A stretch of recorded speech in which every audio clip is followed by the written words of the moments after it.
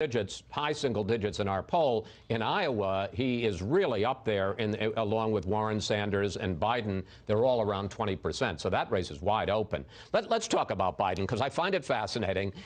He has been hammered, certainly for the last month, as Kristen suggested, hammered for his performance on the trail, in debates, hammered for his poor fundraising. And, you know, people, poor Joe, and yet every time one of these, and I understand it's national, it's not state, these national polls come out, he's leading by 6, 8, in our poll 10 points. So is he in trouble or isn't he in trouble? Well, if you talk to his rivals in the Democratic Party, they say he's in trouble because he's now fourth in Iowa. He used to be first in Iowa. And the question then becomes, if he doesn't win Iowa, if he doesn't win in New Hampshire, if he has to go towards South Carolina, Nevada, and he has stronger support there, will it be the case that dominoes start to fall? People lose confidence if he's not doing well in Iowa, New Hampshire specifically. I would just say that there are substantial questions at this juncture about his age, about the dust that's been kicked up by President Trump's attacks on his son's relationship with that energy company in Ukraine. But the hard fact, and I think this goes back to what Kirsten was talking about in the poll this morning, the extraordinary reality that he remains 10 points ahead nationally, is because voters see him as the safest bet to defeat Donald Trump. And he does not scare white voters in states like Michigan, Pennsylvania, Wisconsin, that are so critical to maintaining that solid blue wall. Chris, can I say one thing about the other candidates? The reality is you have to get on ballots. Some of the deadlines are within the next 2 weeks to get on ballots. Some of them you just sign up and you pay a fee. Others you have to get people to sign a list to say you can be on the ballot. So for Michelle Obama or Michael Bloomberg or Hillary Clinton, if you're getting in, you better move fast. Well, that's exactly where I wanted to take this conversation. And let me ask you about it, Kristen. You see the numbers about someone else getting into the race, and I was astonished. 50% of Democratic primary voters in our poll said they would definitely vote for Michelle Obama. What does that say to you, one, about the dissatisfaction with the current field, as big as it is, and is that really realistic, that somebody not only balloting questions, but just getting into the race so late? I don't think Michelle Obama is likely to run for president, and I don't think Democratic voters' love for Michelle Obama necessarily implies that they really don't like the slate of candidates they have. I do think that on the Democratic side, there is still quite a bit of confusion because there's still so many people in the field, so many people that go on the debate stage. I think for a lot of Democratic voters who may not be in one of those early states, Iowa, New Hampshire, they may be waiting for the field to shrink down a little bit before they really commit themselves to someone. But as we've seen as well, with everybody else in about 2%, save 4 candidates, the field is beginning to shrink, and you just saw Beto O'Rourke of Texas drop out this weekend. The field will begin shrinking. Briefly, Martha, do you think, I mean, we would love it. Do you think somebody else new gets into this race? I think at this point it doesn't look like it. And I also think that it remains to be seen how well Biden holds up when some of these people start to fall away. I mean, watch Kamala Harris, watch Cory Booker at this point. When he gets more time on that debate stage and has a longer period of time to talk, is that going to end up being good for him, or is it going to detract? That's one of the big questions. My time is up. Okay, that's what. Thank you, panel. See you next Sunday. Up next, a special Power Player of the Week. After making history in Houston, the Washington Nationals are back in town, and D.C. is bursting with pride over their World Series title. Nats general manager Mike Rizzo joins us, and guess what? He's bringing the World Series trophy with him. Next. One more time, your World Series champion, Washington Nationals!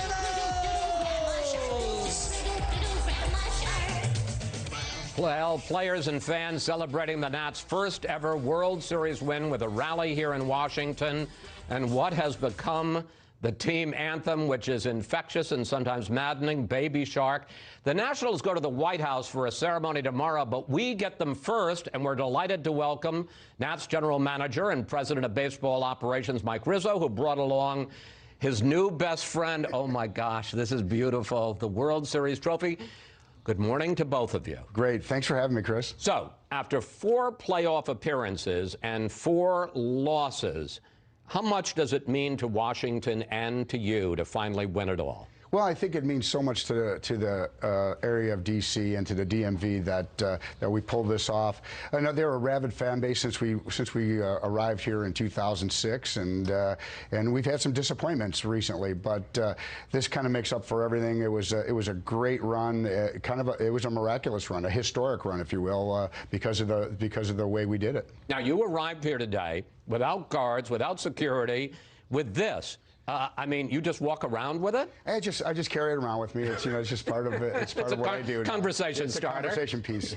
So baseball these days is all about analytics and metrics, but you're known as yes, you look at numbers. You're known as a kind of an old school baseball guy who, yes, does the analytics, but also thinks about things like team chemistry and character.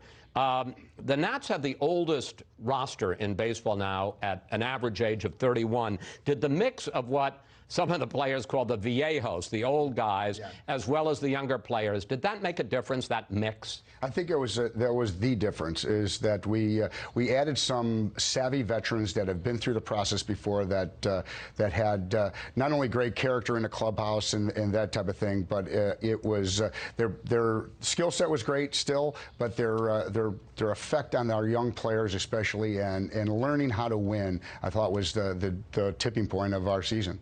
Do you think team chemistry is understated, underestimated by a lot of people in baseball now? I don't know if it's understated or underestimated. It's just not a tangible thing to kind of go after in the off season. It's something that is difficult to put your finger on. So I think it happens organically. This team happened organically, and it just took off and swept us away in that clubhouse. Okay. So baseball never stops. You get about 2 days, maybe not even that, to enjoy, and then next season starts. And the fact is that last night, the MVP of the World Series, Steven Strasburg, exercised his option. He's now a free agent.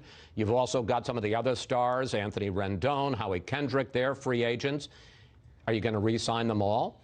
Well, we're going to sit down. We have our off-season plan put together, and we have mapped this thing out, and we're going to whatever makes sense for us to build ourselves, construct ourselves a roster that can win again is what we're going to do. We've always had the ownership support, both financially and in every other way, to put a great team on the field, and since 2012, we've been as successful as any team in the game. But Strasburg and Rendon particularly are going to be two of the hottest free agents in the market. Can you afford both of them? Well, it's a we're going to have to be very strategic about how we allocate our resources, but they're two players that are near and dear to my heart. We drafted, signed, and developed both of them, and we certainly would love to see them in a Nationals uniform long term. Your dad, Phil, who is 89, is a lifetime baseball guy. He was a baseball scout. He's now on your staff.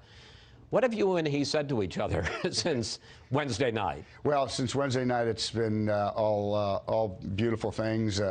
He calls me after every game, win, lose, or draw throughout the season, and we discussed that game's happenings. And he's been a great mentor of mine, and a person I love and respect very, very much. And he knows the game. I often say that he's forgotten more about baseball than I'll ever know. So, finally, this trophy. Is winning one enough? I mean, are you satisfied, or does winning it just make you want to win even more? Well, there's never been a season that we went in there not wanting to win. It's something that we're extremely focused in on, and this just gives you the appetite to do it again, because it was such a fun run. It was such a crazy, wild ride, and we feel that we're going to take a little pause here, and then we're going to construct the roster that's going to give us an opportunity to do the same thing again. And is this a dream come true to have? I'm going to start to slide this over.